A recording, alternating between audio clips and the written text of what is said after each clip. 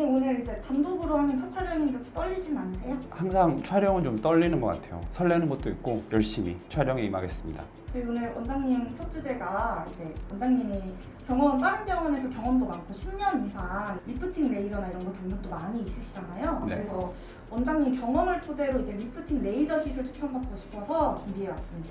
네, 리프팅 레이저 요새 많이들 받으시죠. 워낙에 다른 병원들도 다양한 라인, 다양한 회사 제품들을 많이 들여놓고 환자분들한테 해드리고 있는데 그래도 역시 10년 이상 울세라와 써마지가 양대 산맥으로 좀 군림하고 있지 않나 생각을 하고요. 10년 이상 이 기계들이 약간 원조격인 기계들인데도 불구하고 후발주자들을 아직도 압도하고 있는 건 역시 이 두 기계의 압도적인 효과가 그걸 증명하고 있지 않나 생각하고 있습니다. 그러면 명품 리프팅이라고 불리는 이 울세라랑 써마지 차이가 정확히 뭔가요? 우리는 이제 그냥 편하게 리프팅 레이저라고 부르는데 엄밀히 말하면 둘 다 사실 레이저는 아니고요. 울세라 같은 경우는 이제 흔히 하이프라고 하는 초음파를 이용하는 기계고 이제 써마지 같은 경우에는 이제 RF 고주파를 이용하는 기계로 두 개가 성질이 조금 다릅니다. 쉽게 생각하면 이제 울세라 초음파 같은 경우에는 초음파가 피부를 통과를 해서 특정한 깊이의 열 응고점을 만드는 게 특징이거든요. 우리가 흔히 4.5T 3.0팁, 1.5팁 쓰는데 그 특정한 깊이의 정확한 열응고점을 만들어서 우리가 타겟으로 하는 지점에 정확하게 콜라겐 생성이라든지 그런 것들을 정확한 깊이를 타겟으로 할 수 있다는 게 울세라의 특징이 될 거고요. 써마지 같은 경우에는 고주파가 피부를 이렇게 길게 통과한다고 생각을 하시면 돼요. 그러다 보니까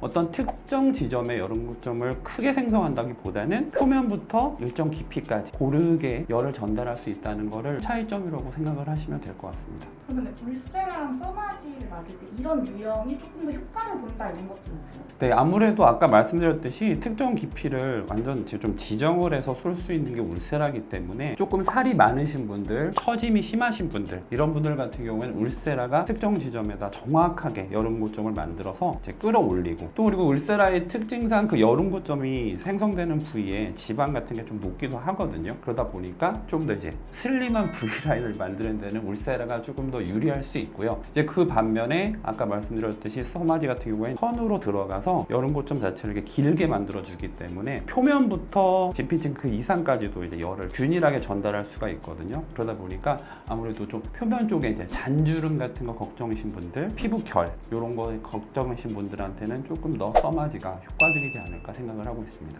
이게 워낙 저도 이제 들어봤는데 이게 좀 비싼 시술로 유명하잖아요. 그렇죠, 비싸죠. 근데 이게 진짜 막 효과가 없다. 나는 아무리 맞아도 이것도 맞고 저것도 맞아봤는데도 효과가 잘 없는 것 같아 하시는 분들도 가끔 있던데 네.